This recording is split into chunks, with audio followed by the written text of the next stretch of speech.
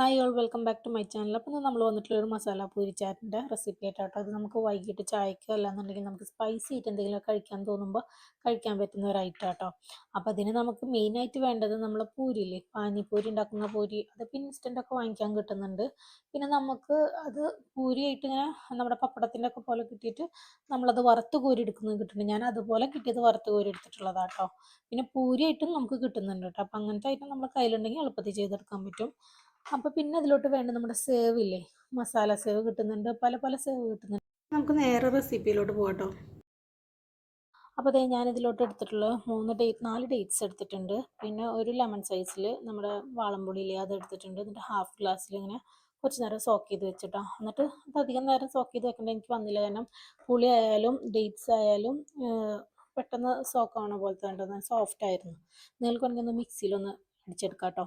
അത് ഞാൻ കൈ കൊണ്ട് തന്നെയാണ് ചെയ്യുന്നത്. എന്നിട്ട് കൈ കൊണ്ടൊന്ന് ഉടച്ചെടുത്തതിന് ശേഷം അപ്പോൾ അതേ ഞാൻ അതൊന്ന് അരിച്ചെടുത്ത് വെച്ചിട്ടുണ്ട്. ഞാൻ അരിച്ചെടുത്തതിലോട്ട് നമുക്ക് ഇട്ട് കൊടുക്കുന്നുണ്ട് ആവശ്യത്തിനുള്ള ഉപ്പിട്ട് കൊടുക്കണം.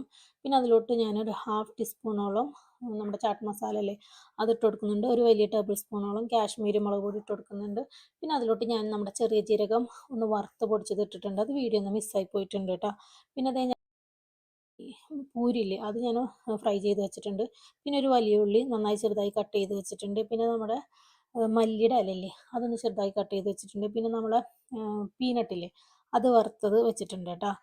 അത് വറുത്തത് തോലൊക്കെ കളഞ്ഞിട്ട് ഞാൻ വെച്ചിട്ടുണ്ട് കേട്ടോ.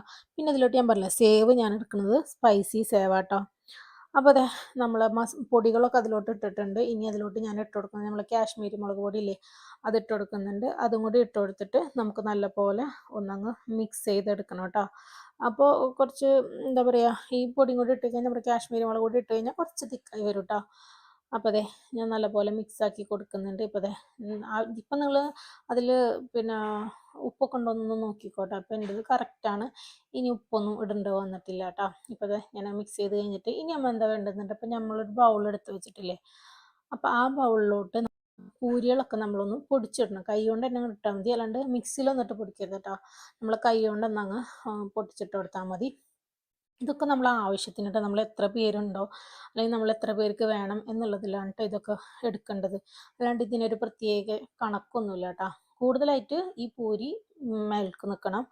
പിന്നെ സേവ് ഇഷ്ടമുള്ളവർക്കാണെന്ന് വെച്ചാൽ സേവ് കൂടുതലായിട്ട് ഇടാം കേട്ടോ. ഇവിടെ സേവും കൂടുതലായിട്ട് ഇഷ്ടമാണ്, കാരണം ഞാൻ രണ്ടും ഒരേപോലെ എടുത്തിട്ടുള്ളത്, പൂരിയായാലും സേവായാലും ഒരുപോലെ എടുത്തിട്ടുണ്ട് കേട്ടോ.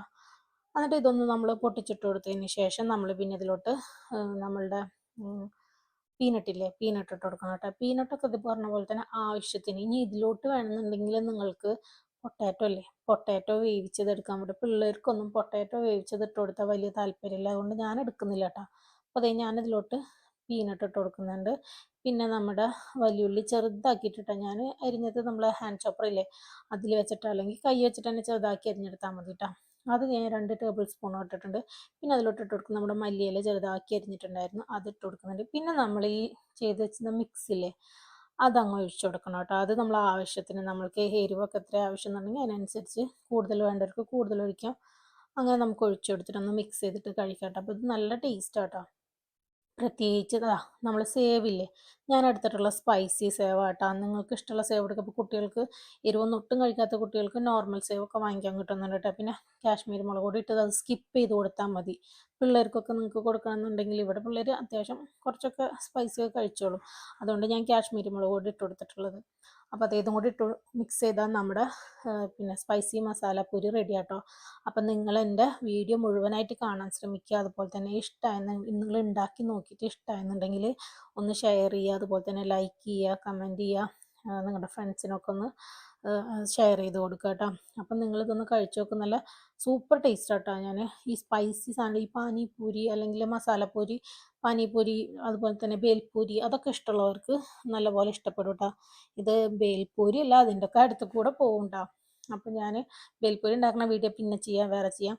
ഇതെൻ്റെ കയ്യിലുള്ളത് വെച്ചിട്ട് ഞാൻ ഇതുപോലെ നമ്മൾ കാട്ടിയ നാട്ടിൽ കാട്ടിയ കിട്ടും ബേക്കറിൽ, അത് ഇതേപോലെ ചെയ്താൽ നല്ല ടേസ്റ്റ് കേട്ടോ. അപ്പം ഞാൻ അതിൻ്റെ വീഡിയോയും അതുപോലെ തന്നെ ബേൽപൂരിയുടെ വീഡിയോ അടുത്തായിട്ട് തന്നെ ചെയ്യാം. അപ്പം നിങ്ങൾ എൻ്റെ വീഡിയോ ഫുള്ളായിട്ട് കാണാൻ ശ്രമിക്കുക.